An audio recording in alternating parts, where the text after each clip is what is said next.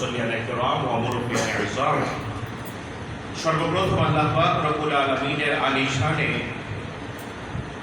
লাখো কোটি শুকরিয়া আদায় করি যে আল্লাহ পাক রব্বুল আলামিন আহকামুল হাকিমিন আমাদেরকে পবিত্র জিলকদ মাসের প্রথম জুমায় সুস্থতার সাথে তার ঘর মসজিদে তার মহান হুকুম পবিত্র জুমার নামাজ পড়ার উদ্দেশ্যে উপস্থিত হওয়ার এবং জুমা পূর্ব আলোচনায় অংশগ্রহণ করার তৌফিক দান করলেন।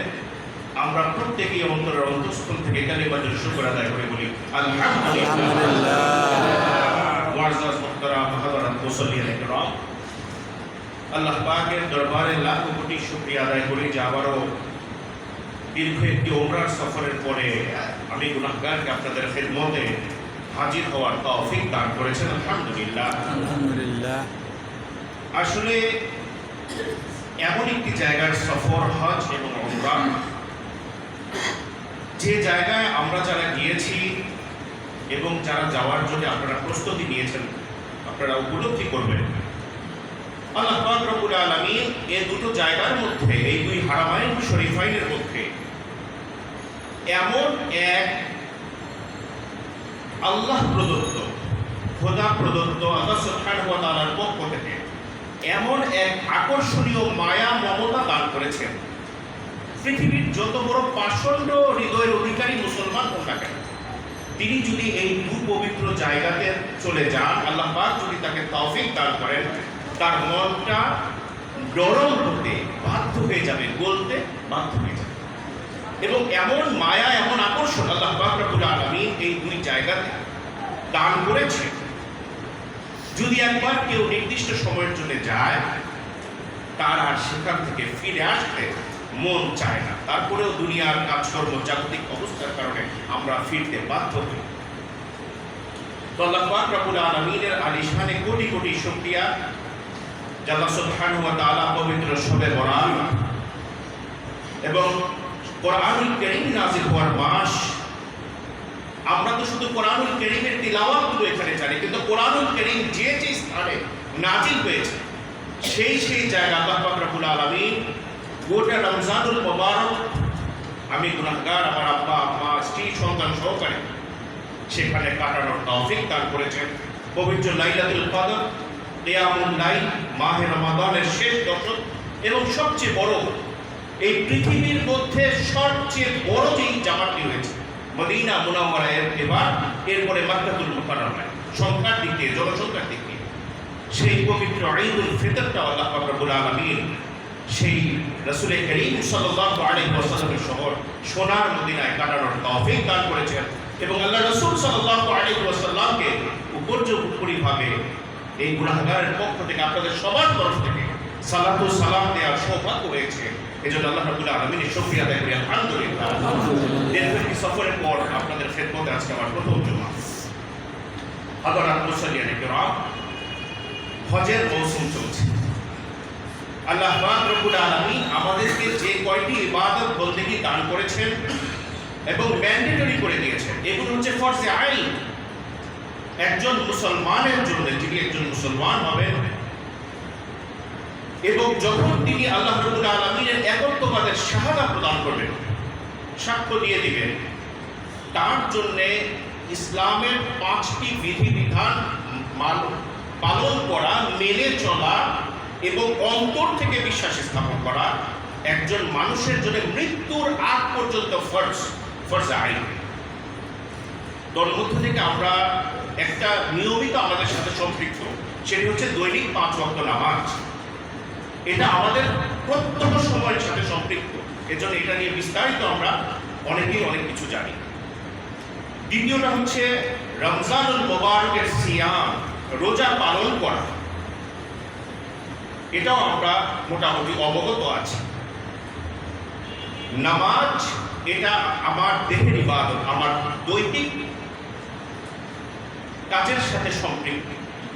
সিয়াম বা রোজা, এটাও কিন্তু দৈনিক ইবাদত, আমার সুস্থতার উপরে, আমার শরীরের উপরে এটা ফরজ। আরেকটি হচ্ছে যাকাত। এটি হচ্ছে শুধুমাত্র অর্থের সাথে সম্পৃক্ত।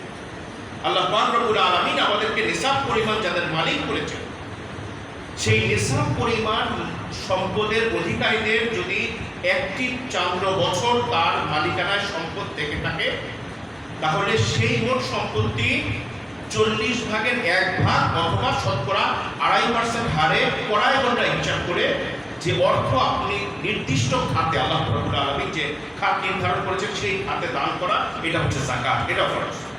এটা শুধুমাত্র আপনার অর্থের সাথে সম্পৃক্ত। কিন্তু আল্লাহ সুবহানাহু ওয়া তাআলা এমন একটি গুরুত্বপূর্ণ ইবাদত এবং একটি তাত্ত্বিক ইবাদত দান করেছেন, যে ইবাদতটির সাথে আপনার দৈহিক সুস্থতা যেমন অপরিহার্য, আপনাকে আর্থিকভাবে সচ্ছল থাকাও অপরিহার্য। এই দুটোর কম্বিনেশনই হচ্ছে এই পবিত্র হজ এবং উমরাহ। হজের মাস চলছে। হাদিস শরীফের ভাষায় পবিত্র কোরআনুল কারীমে আল্লাহ সুবহানাহু ওয়া তাআলা ইরশাদ করে বলছেন সূরা আল বাকারার 197 নম্বর আয়াতে কারীমা, আল হজ্জু আশহুরুম মা'লুমাত ফামান ফারাদা ফীহিন্না আল হজ্জ ফালা রাফাত ওয়ালা ফুসুকা ওয়ালা জিদালা ফিল হজ্জ। আল্লাহ রাব্বুল আলামিন খুব সুস্পষ্টভাবে বলেন, আল হজ্জু আশহুরুম মা'লুমাত। হজটা হচ্ছে কয়েকটা মাসের সাথে সম্পৃক্ত, কয়েকটা দিনের সাথে সম্পৃক্ত। ফামান ফারাদা ফীহিন্না আল হজ্জ, সুতরাং তোমাদের মধ্যে যাদের উপরে হজকে ফরজ করা হয়েছে, ফালা রাফাথা, তোমরা হজের মধ্যে কোনো ধরনের স্ত্রীর সাথে মেলামেশা এবং নারী ঘটিত কোনো ধরনের পাপ তোমরা করো না।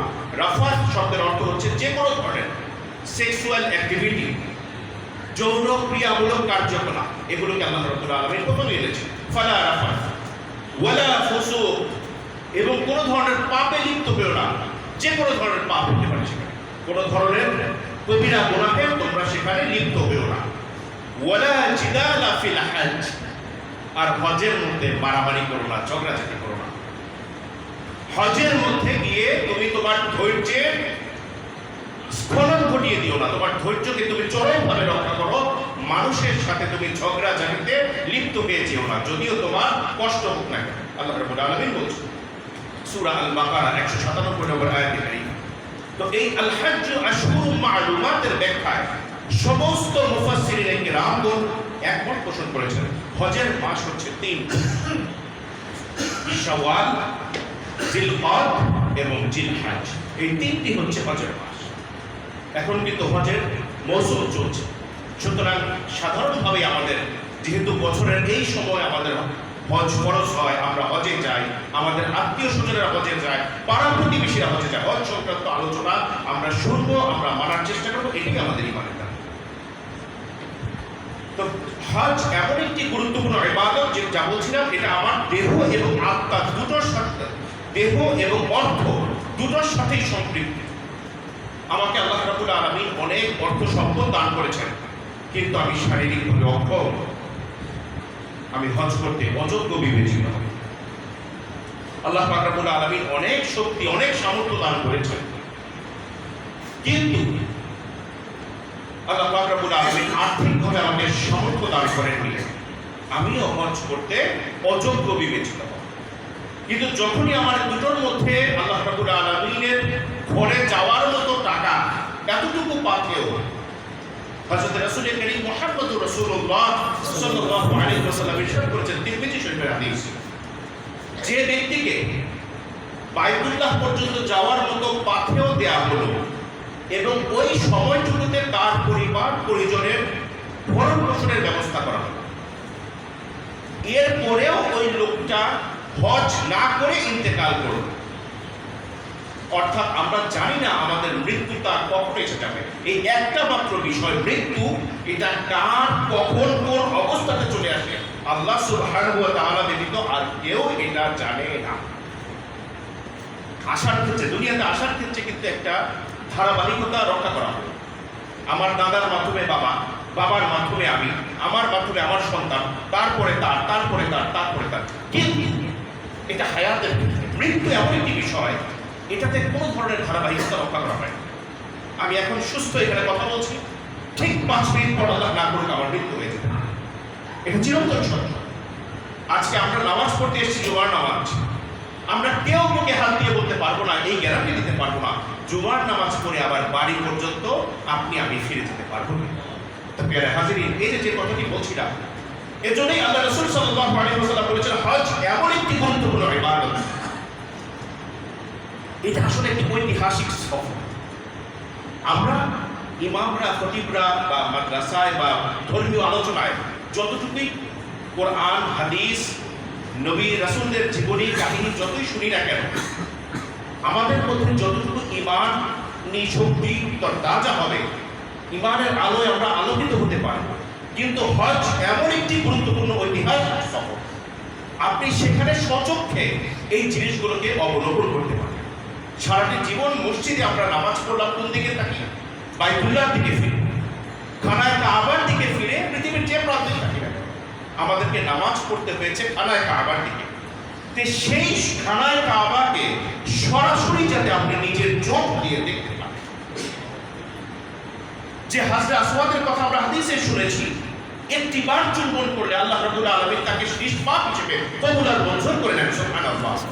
সেই হাজরে আসওয়াদকে সচক্ষে দেখবার জন্য যে মিজাবে রহমতের কথা আমরা বইতে পড়েছি, আল্লাহর ঘরের মধ্যে যে বৃষ্টির পানি যাওয়ার যে নালা, যেখানে দোয়া করলে মানুষ যে দোয়া করবে সেই দোয়াই কবুল হবে, সেই জায়গাগুলো যদি আমরা দেখতে পারি, হাতিমে কাবা এবং আল্লাহ রাসূল সাল্লাল্লাহু আলাইহি ওয়াসাল্লামের স্মৃতি বিজড়িত সোনার মদিনা মুনাওয়ারা, যেখানে ইসলামের সমস্ত ঐতিহাসিক ঘটনাগুলো সংঘটিত হয়েছে, যেই মদিনা শহরকে কেন্দ্র করে আজকে রাষ্ট্রের বিভিন্ন রাষ্ট্রপ্রধানদের মুখেও শোনা যায়, মুসলিম রাষ্ট্রপ্রধানরাও স্বীকার করেন সোনার মদিনার সনদে দেশ পরিচালনা। সেই মদিনা মুনাওয়ারা, যে মদিনা মুনাওয়ারায় আল্লাহ রাসূল সাল্লাল্লাহু আলাইহি ওয়াসাল্লাম কোরআন এবং সুন্নাহের আলোকে 10টি বছর রাষ্ট্র পরিচালনা করেছেন। তার জীবনের 10টি বছর তিনি সেখানে কাটিয়েছেন এবং কিয়ামত পর্যন্ত সেখানে তার রওজায়ে মুবারক রয়েছে, সেখানে তিনি শুয়ে আছেন। এই যে ইসলামের স্মৃতি বিজড়িত স্থানসমূহ, যেখানে দোয়া কবুল হয়, এই বিষয়গুলো যাতে আমরা নিজের চোখে দেখার মাধ্যমে আমাদের ঈমানটাকে রিচার্জ করতে পারি, পরিপূর্ণভাবে চার্জ করতে পারি, আল্লাহ রাব্বুল আলামিন এর জন্যই হজ আমাদের উপরে ফরজ করে দিয়েছেন। সুবহানাল্লাহ। এজন্য প্রিয় হাজিরিন, হজ একটি গুরুত্বপূর্ণ ইবাদত। আলহামদুলিল্লাহ, গতকাল থেকে আমাদের বাংলাদেশ থেকে প্রথম হজ ফ্লাইট শুরু হয়েছে এবং তারা নিরাপদে আলহামদুলিল্লাহ মদিনা মুনাওয়ারায় পৌঁছতে সক্ষম হয়েছে। আমরা দোয়া করি আমাদের যে সমস্ত ভাইরা, আমাদের যে সমস্ত বাবারা হজের নিয়ত করেছেন এবং ইনশাআল্লাহ আগামীতে করবেন, আল্লাহ পাক রব্বুল আলামিন তাদের প্রত্যেককে সহিহ সালামতে হজে যাওয়ার এবং হজের কার্যক্রমগুলো সম্পূর্ণরূপে ভালোভাবে বাস্তবায়ন করার তৌফিক দান করুন। আমিন। প্রিয় হাজিরিন, যারা আমরা হজে যাব নিয়ত করেছি, অলরেডি আমাদের তো নিয়ত হয়ে গেছে, আমরা প্রশিক্ষণ গ্রহণ করেছি, কিন্তু যাদের এখনো হজ ফ্লাইট একটু দেরি আছে, আপনাদের প্রতি উদাত্ত কয়েকটি আহ্বান থাকবে।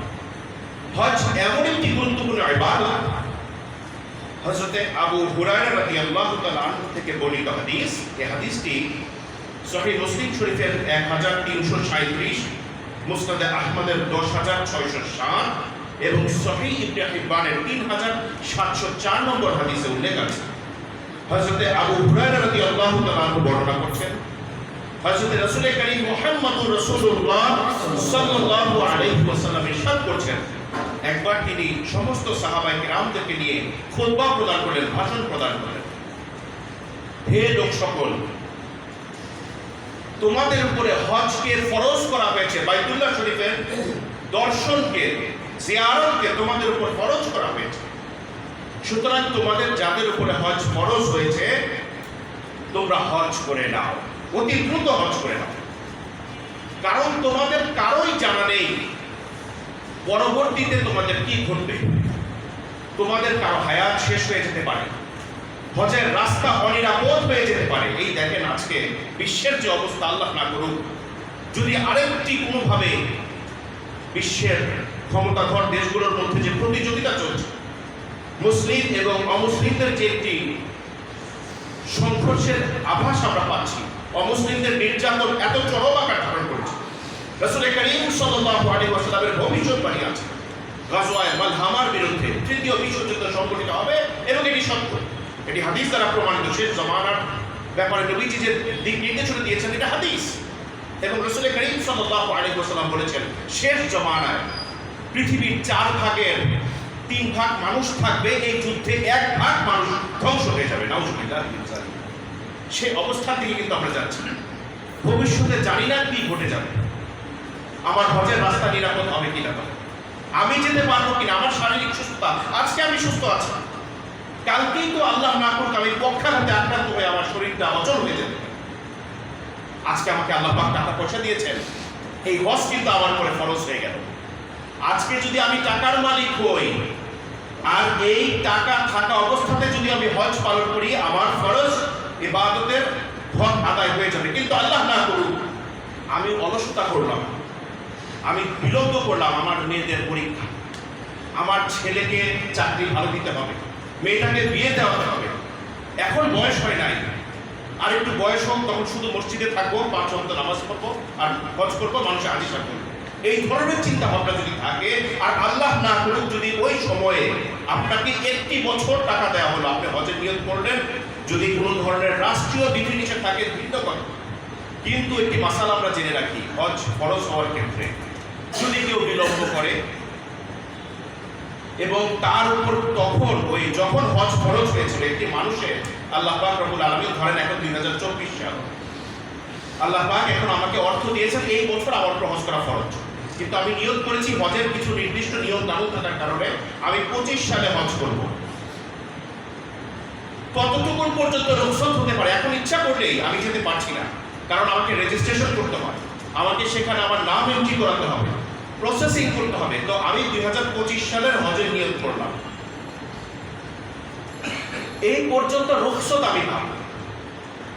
কিন্তু খোদা না করুক, আল্লাহ না করুক, যদি আমি আবার কোনো কারণে অলসতা করি যে আবার একটু পরে করবো, টাকা তো আছেই, এখন অর্থ সম্পদের মালিক হয়েছে, সামনে করতে পারবো, 27 সাল আসুক, 28 সাল আসুক, 30 সাল আসুক, কিন্তু তখন যদি আল্লাহ পাক রব্বুল আলামিনের পক্ষ থেকে আমার অর্থ সম্পদ ছিনিয়ে নেওয়া হয় আর ওই লোকটি দরিদ্র অবস্থাতে মারা যায়, তাহলে তার উপরে হজ ফরজ হওয়ার পরে যে ইবাদত ছিল সেই অনাদায়ী থেকে হজ অনাদায়ীকৃত অবস্থায় সে ইন্তেকাল করে, এবং কাল কিয়ামতের ময়দানে এর জন্য অবশ্যই তাকে আল্লাহর কাছে জবাবদিহি করতে হবে। এবং তাদের সাথেই আল্লাহ রাসূল সাল্লাল্লাহু আলাইহি ওয়াসাল্লাম বলেছেন, যে ব্যক্তির উপর হজ ফরজ হলো সে হজ করে মারা গেল না, ওই লোক ইহুদি হয়ে মারা যাক আর নাসারা হয়ে মারা যাক, তাতে আল্লাহ এবং তার রাসূলের কোনো পরোয়া নেই। নাউজুবিল্লাহ মিন যালিক, এত বড় কথা। এজন্য আমরা চেষ্টা করবো পেয়ারে হাজির, আমাদের যাদেরই হজ ফরজ হয়েছে আমরা সাথে সাথে যথাশীঘ্র আদায় করার চেষ্টা করে নেব, কারণ জানি না পরবর্তী জীবনে আমাদের কি হবে। খোদা না করুক যদি আমার টাকা চলে যায়, আমি আর শারীরিকভাবে অচল হয়ে যাই, তাহলে কিন্তু আমি যদি ওই অবস্থায় ইন্তেকাল করি, আমার মন যদি চলে আসে, আল্লাহর দরবারে কিন্তু হজ অনাদায়ী ব্যক্তি হিসেবে আমাকে উপস্থাপন করবে। এই জন্যে এই বিষয়টা আমরা খেয়াল করব। পাশাপাশি এই হজ এমন একটি ইবাদত, সবার পক্ষে প্রতি বছর সেখানে যাওয়া সম্ভবপর হয়ে ওঠে না। আর্থিক সক্ষমতা থাকা চাই, শারীরিক সুস্থতা থাকা চাই, আল্লাহর হুকুম থাকা চাই। তো তারপরেও আমরা দোয়া করবো আল্লাহ পাক রব্বুল আলামিন আমাদের সবাইকে মৃত্যুর আগে জীবনে বারবার তার ঘর এবং তার নবীর রওজায় হাজিরা দেওয়ার তৌফিক দান করুন, আমিন। তো এই যে আমরা যাব পরিবারের শূন্যতা সৃষ্টি করে, আজকে 30 দিন, 35 দিন, 40 দিন, এগুলোই হয় সাধারণত আমাদের দেশের যে স্ট্যান্ডার্ড হজ প্যাকেজ, ধরেন 40 দিন, 35 দিন, 30 দিন, 1 মাস। এই যে দীর্ঘ 1 মাস আমার পরিবারের শূন্যতা সৃষ্টি করে আমি আমার সারা জীবনের জমানো অর্থ দিয়ে, টাকা দিয়ে, পয়সা দিয়ে আজকে আমি হজে যাব, এত কষ্ট করে হজে গেলাম, যদি হজটা আমার কোনো খামখেয়ালির কারণে, কোনো ভুলের কারণে ত্রুটি বিচ্যুতিযুক্ত হয়ে যায়, রাসূল করিম সাল্লাল্লাহু আলাইহি ওয়াসাল্লাম বলেছেন, আল হজ্জুল মাবরুর লাইসা লাহুল জাযা ইল্লাল জান্নাহ। সুবহানাল্লাহ। হজ কে আল্লাহ রাব্বুল আলামিন বলেননি হজের প্রতিদান জান্নাত। হাদিসটা খেয়াল করুন, রাসূল করিম সাল্লাল্লাহু আলাইহি ওয়াসাল্লাম বলেছেন, আল হজ্জুল মাবরুর, মাবরুর হজ, কবুলকৃত হজ, যে হজ ত্রুটি বিচ্যুতি মুক্ত, লাইসা লাহুল জাযা ইল্লাল জান্নাহ, ওই হজের প্রতিদান একমাত্র জান্নাত ছাড়া আর কিছুই নয়। সুবহানাল্লাহ। তো এই যে মাবরুর হজ, হজ্জে মাবরুর, যদি আমার হজটা হজ্জে মাবরুর হয় তাহলে আমি সফল কাম। আর যদি আল্লাহ না করুক আমি মাবরুর হজ অর্জন করতে না পারি, আমার পরিশ্রম, আমার অর্থ, আমার বিত্ত, পরিবারের শূন্যতা, সব কিছু আমার বিসর্জন হয়ে গেল, এগুলো আমার কোনো কাজে আসবে না, কারণ এই হজ থেকে আমি কোনো ধরনের সওয়াব এবং বেনিফিট আল্লাহর কাছ থেকে পাচ্ছি। তো সুতরাং এত কষ্ট করে আমরা হজে যাব, আমরা কয়েকটা বিষয় খেয়াল রাখার চেষ্টা করি। আমরা যারা হজে যাব, এই বিষয়টা, হজের ফজিলত আমরা অনেক জেনেছি, কিন্তু আমরা কিছু কিছু বিষয় এখন থেকেই সচেতন হওয়ার চেষ্টা করি যারা আমরা হজে নিয়ত করেছি। আপনি যে টাকায় হজে যাবেন সেই টাকাটি যেন 100% আপনার হালাল উপার্জন। এখানে কোনো ধরনের বিন্দু পরিমাণ সুদ, ঘুষ, কোন ধরনের অবৈধ পন্থায় উপার্জিত কোনো অর্থ অন্তত পক্ষে যেন আপনার হজের টাকায় না হয়। রাসূল করিম সাল্লাল্লাহু আলাইহি ওয়াসাল্লাম বলেছেন, তালাবু কাসবিল হালাল ফরিদাতুন বাইনাল ফরিদা, অর্থাৎ হালাল উপার্জনের চেষ্টা করা, এটা নামাজ রোজার পরেই হচ্ছে ফরজ ইবাদত। তো আমি হজ করতে যাব, আমরা যে জিনিসটা খেয়াল করব, কিছু কিছু কারণে এত সুন্দর হজ আপনার 15 লাখ টাকার প্যাকেজের দরকার নেই, 20 লক্ষ টাকার প্যাকেজের দরকার নেই, 18 লক্ষ টাকার 5 স্টারের প্যাকেজের দরকার নেই। আপনি বৈধভাবে আপনার কষ্টে অর্জিত অর্থ দিয়ে আপনি 4-5 লক্ষ টাকা দিয়ে দূরে থেকে হজ করেন, আপনি ওটাতে যে তৃপ্তি পাবেন এবং ওটাতে আপনার যে উপকারিতা আসবে। আজকে 20 লাখ, 50 লাখ, 1 কোটি টাকা পর্যন্ত এখন হজের প্যাকেজ হচ্ছে এবং সামনে হয়ে যাবে। এগুলো কোনো কাজেই আমাদের আসবে না যদি না আমার এই অর্থটা হালাল না হয়। এর জন্য আমরা যারা হজে যাওয়ার নিয়ত করেছি, আমাদের যদি টাকা পয়সা মিশ্রিত থাকে, এখানে সুদের টাকা থাকে, কিছু ডিপোজিটের টাকা থাকে, এই সমস্ত টাকা দিয়ে আমরা হজে যাব না এবং হজের খরচ করবো না। এই টাকাগুলো অন্তত পক্ষে, সুদ সর্বাবস্থা আমাদের জন্য হারাম করা হয়েছে, কোনো অবস্থাতে আমরা এখান থেকে বেনিফিট দিতে পারবো না। ঘুষ আমাদের জন্য হারাম করা হয়েছে, এগুলো আমরা কখনোই গ্রহণ করতে এবং দিতে পারবো না। অবৈধ কোনো লেনদেন, এগুলো আমাদের জন্য সম্পূর্ণরূপে হারাম। এই সমস্ত কোনো অর্থ যাতে আমার হজের মধ্যে, অন্তত এই টাকার মধ্যে, এই খরচের মধ্যে মিশ্রিত হয়ে না যায়, আল্লাহ মাফ করুন। আমরা কেউই গ্যারান্টি দিয়ে বলতে পারি না 100% আমরা কেউ হালাল খেতে পারছি। দুনিয়াটা এমন হয়ে গেছে, এখন শেষ জামানায় এমন অবস্থা, খাবারে ভেজাল, অর্থে ভেজাল, সব কিছুতে ভেজাল। তো এটা রাসূল করিম সাল্লাল্লাহু আলাইহি ওয়াসাল্লাম ভবিষ্যৎবাণী করে গেছে। শেষ জামানার মধ্যে আমাদেরকে খুব স্ট্রাগল করতে হবে, খুব যুদ্ধ করতে হবে, খুব বুঝতে হবে, চিন্তা করতে হবে, ফিকির করতে হবে, প্রতিটি স্টেপ চলার সময় আমাকে চিন্তা করে এগোতে হবে, এটি বৈধ না, এটা অবৈধ।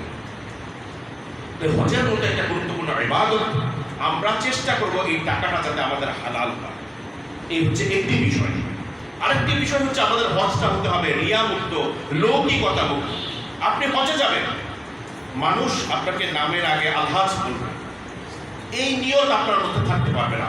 কেউ যদি আপনাকে ভালোবেসে মহব্বত করে হাজী সাহেব ডাকে, সেটা ভিন্ন কথা, কিন্তু আপনি কোথাও গেলে আপনার নামের আগে আলহাজ লাগাতে হবে, এটাকে আপনি ম্যান্ডেটরি করে দিবেন এবং এটা না বললে আপনি রাগ করবেন। এটা যাতে কোনো অবস্থাতেই না হয়, কারণ ইসলামে রিয়ার বিন্দু পরিমাণ স্থান নেই। এই রিয়াযুক্ত হজ করা আর না করা দুই সমান। যে বললাম, জীবনের শূন্যতা সৃষ্টি করে পরিবারকে দীর্ঘদিন একলা ফেলে আপনি আপনার জীবনের জমানো সঞ্চয় দিয়ে হজে যাবেন আর সেখানে গিয়ে লৌকিকতার নিয়োগ করবেন, তাহলে আপনার হজটা কিন্তু বরবাদ হচ্ছে।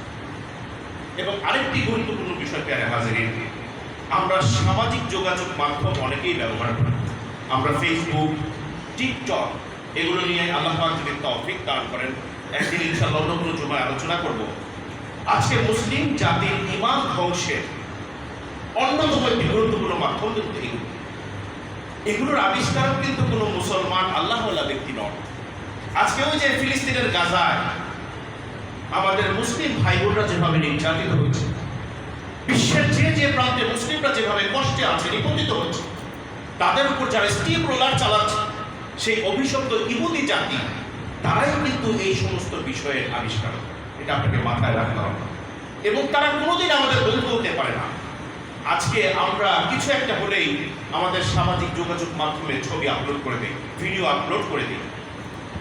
আপনি ব্যক্তিগতভাবে কোনো কিছু শেয়ার করেন, আপনার দরকার, আপনার জরুরত, আপনার সন্তান সন্ততি, মা বাবা, ভাই বোন একটা কিছু দেখা দরকার, এটা ভিন্ন কথা।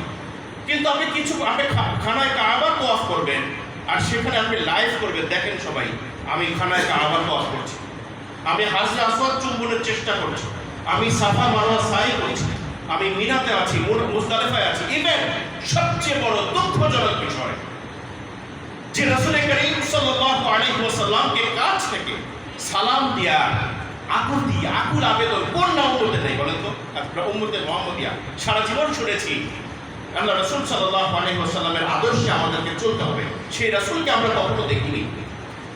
সেই রাসূল আমাদের ব্যাপারে কি সৌভাগ্যবানী বলে গেছেন আপনি জানেন? হযরত রাসূল করিম সাল্লাল্লাহু আলাইহি ওয়াসাল্লাম একবার সাহাবায়ে কেরামদেরকে নিয়ে মদিনা মুনাওয়ারায় বসা, তিনি হঠাৎ করে বলে ফেললেন, আমার ভাইদেরকে দেখতে খুব ইচ্ছে করে।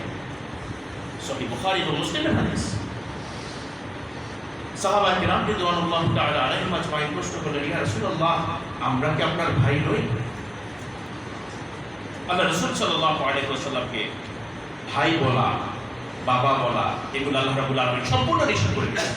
সূরা আহজাবে আল্লাহ রাব্বুল আলামিন বলেছেন, তার লকব, তাকে তোমরা বলবে রাসূলুল্লাহ সাল্লাল্লাহু আলাইহি ওয়াসাল্লাম। ইভেন তার কোনো সন্তান, তার কোনো স্ত্রী তাকে কোনোদিন স্বামী বলে ডাকেনি।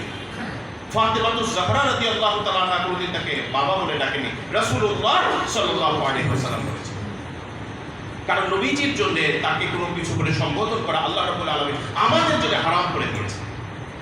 কিন্তু নবীজি নিজ থেকে বলছেন যে আমার ভাইদের সাথে সাক্ষাৎ করতে আমার খুব মনে চায়।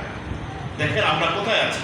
আল্লাহ রাসূল আমাদের জন্য কামনা করেছেন কি, আর আমরা কোন পর্যায়ে চলে গেছি। আল্লাহ আমাদের হেফাজত করুন।